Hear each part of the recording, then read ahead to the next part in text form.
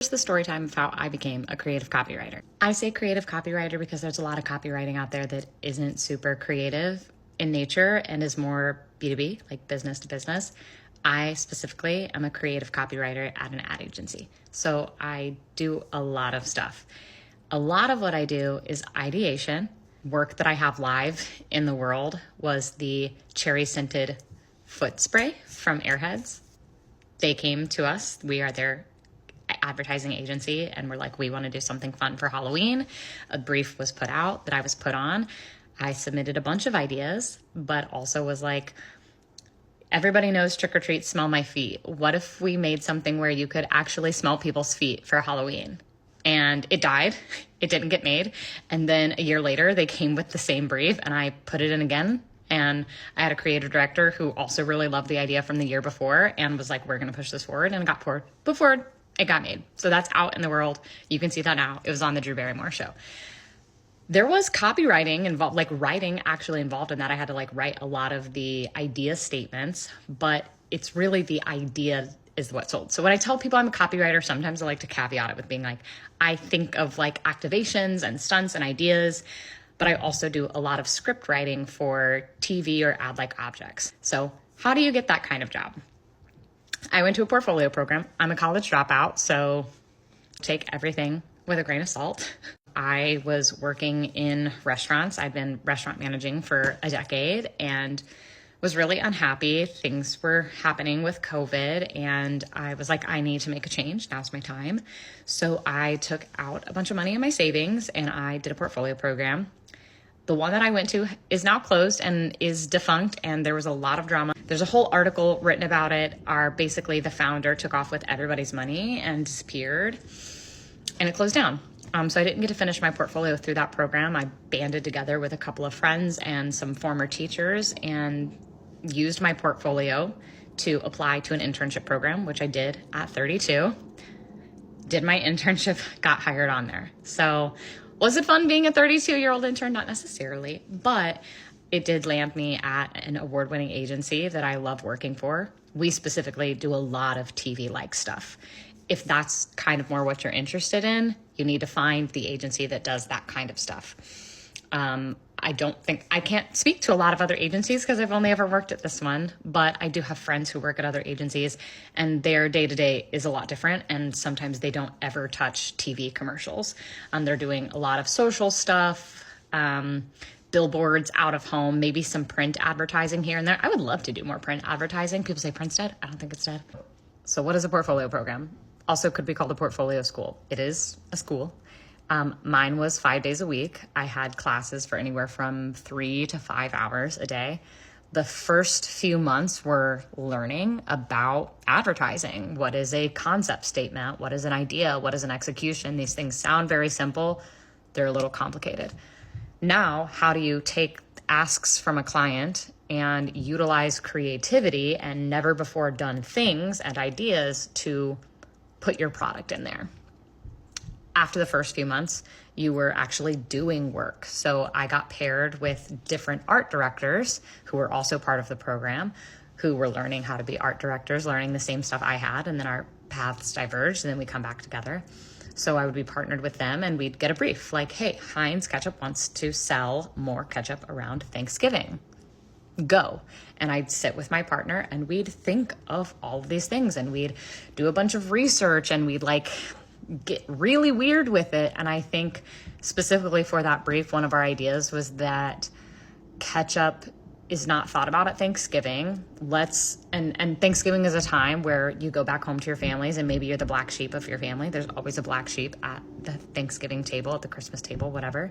So what if we make ketchup like the condiment for those people? Because it's the black sheep of the condiment family, right? So then we came up with a bunch of ad-like objects, some fun stuff, like what would it look like on print? What would it look like on a billboard? And then also where could we put ketchup that would be like weird, but aligns with the idea. So we were like putting ketchup into Hot Topic and stuff like that. My art director partner used their skill set in the Adobe suites to mock up print images and out-of-home images to make it look like it was a real ad. Even though it's fake work, it's spec work, it looked real. And that's what's really important. And that's why I think a portfolio program is really helpful. So do you need a portfolio program? No, but you need a portfolio. And how do you get a portfolio? If you're somebody who's a self-starter and you have the skill set and the drive to do that alone, like, power to you. I am not that person. So I knew that a portfolio program was necessary for me. And I'm really thankful that I did it because I met a lot of incredible people through my program. Which is my final thought, really, is that the portfolio program allows you to connect with people that otherwise you wouldn't. Having somebody to say, hey, I know that person, they're super fun to work with, and they make really great stuff, is going to be more valuable than having the best work in a portfolio, because your portfolio might not even get seen. I worked as a manager for years. I did a lot of hiring, and honestly, when there are 1,000 applicants and just you going through them, you are not going to see all 1,000 of those resumes. So I doubt that 1,000 portfolios are being looked at for each position.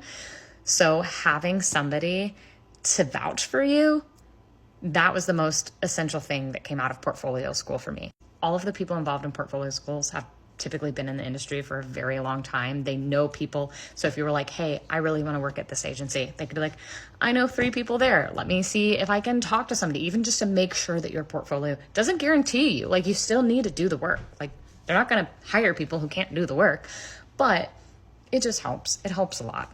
If you are somebody who wants to do it bootstrapped, there is a website called Make Ads With Me, and you can connect with a counterpart. So if you're an art director looking for copywriter looking for an art director, you can connect with someone through there and work together.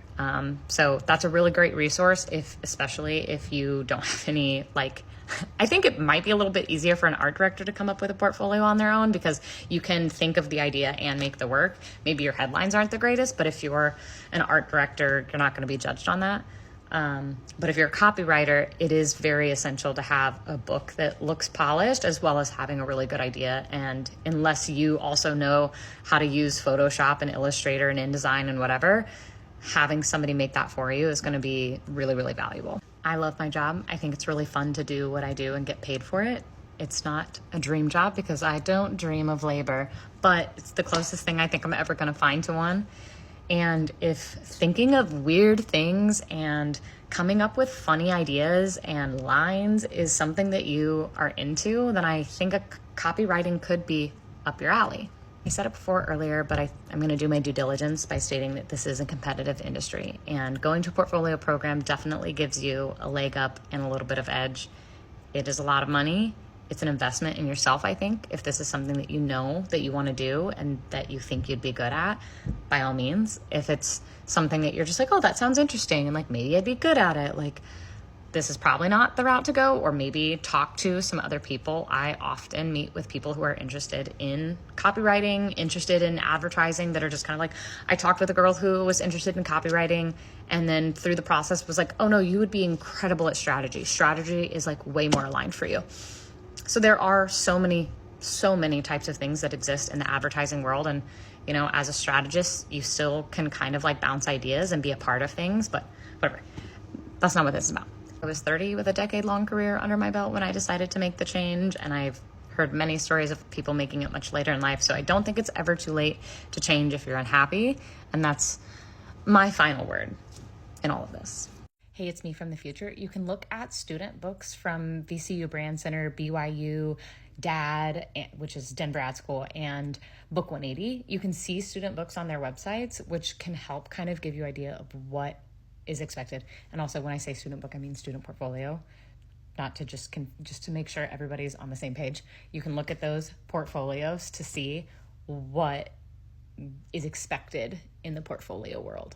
I hope that helps.